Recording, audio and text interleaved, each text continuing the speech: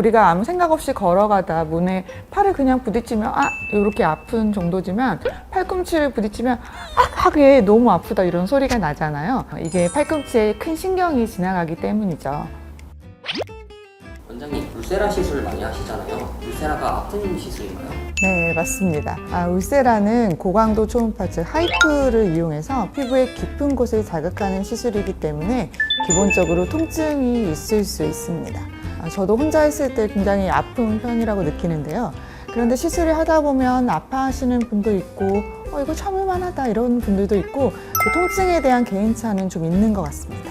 개인차가 나는 이유가 체질이 달라서 그런가요? 아니면 시술하시는 원장님의 스킬이 달라서 그런 건가요?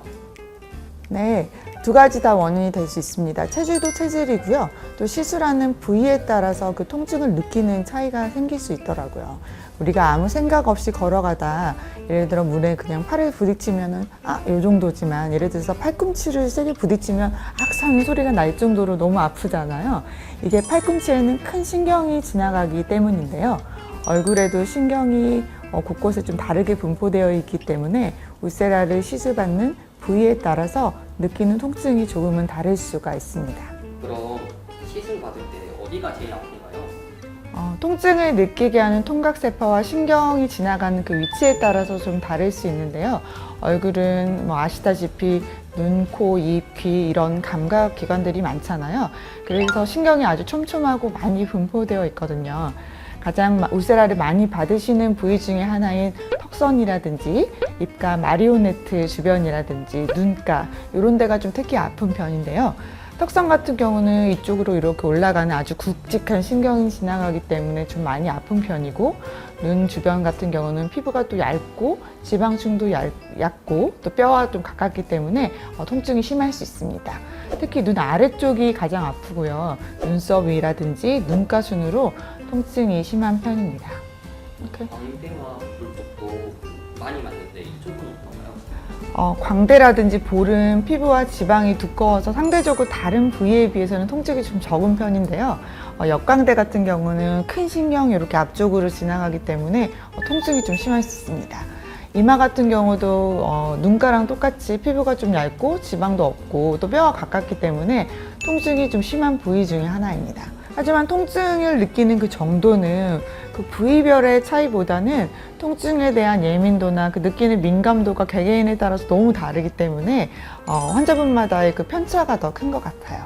사람마다 신경이 주행하는 위치라든지 그 깊이라든지 분포가 좀 다르기 때문에 통증을 덜 느끼는 분들은 정말 울세라를 연고 마취만 하고도 잘 받는 분들이 계시고요.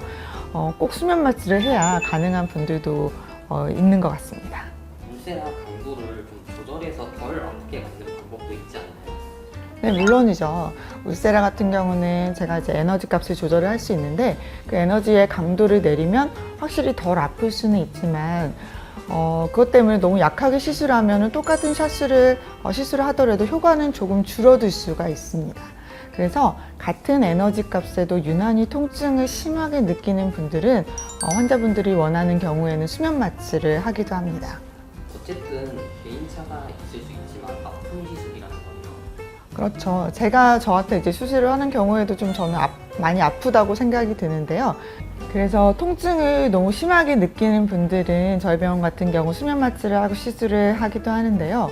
울세라가 도대체 뭐길래 수면 마취까지 해야 하나 라고 생각하실 수도 있겠지만 내시경이 5분 정도로 짧은 반면 울세라는 20분에서 30분 정도 시술이 좀 오래 걸리기 때문에 수면 마취를 해야 그 시술을 받을 수 있는 분들도 상당수가 있거든요.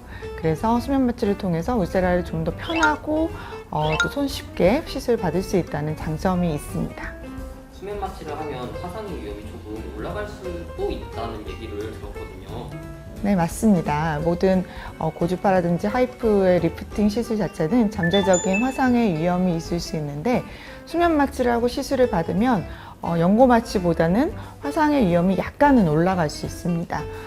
왜 그러냐면은 환자가 시술 받으면서 뭐 아프다, 뜨겁다, 뭐 그렇게 말을 해주시면 저희가 에너지 값을 조절해서 그 리스크가 확 내려가거든요.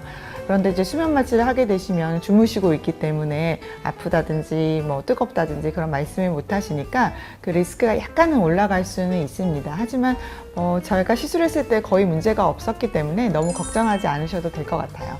또 수면 마취 중에 무의식적으로 좀 많이 움직이시는 분들도 간혹 있기 때문에 팁 자국이 약간 생길 수는 있는데 2, 3일이면 없어지는 거기 때문에 너무 걱정하지 않으셔도 됩니다. 그래서 수면 마취로 시술 받을 때는 경험이 많은 병원에서 받는 게 중요하겠네요. 네, 물론이죠. 울세라나 리프팅 시술을 수면 마취로 많이 시술해 본 경험이 많은 병원에서 하는 것이 중요합니다. 수면 마취를 원하시는 경우 최소 4시간 정도 물을 포함한 금식을 하셔야 하고 시술 직후에는 운전을 하실 수 없으니 대중교통을 이용하시는 게 좋습니다. 또 수면 마취가 가능한 건강 상태여야 하고 호흡기 질환이라든지 다른 질병이 없으셔야 가능한 점은 좀 유의를 하셔야 될 것 같습니다. 또 요즘에는 최근에 수면 마취를 좀 자주 하셨다면 시술 자체가 불가능할 수 있으니 그것도 한번 체크를 해보시는 게 좋을 것 같습니다. 이렇게 아프고 화상까지 생길 수 있는데도 울세라를 받는 분들이 많은 이유가 뭘까요?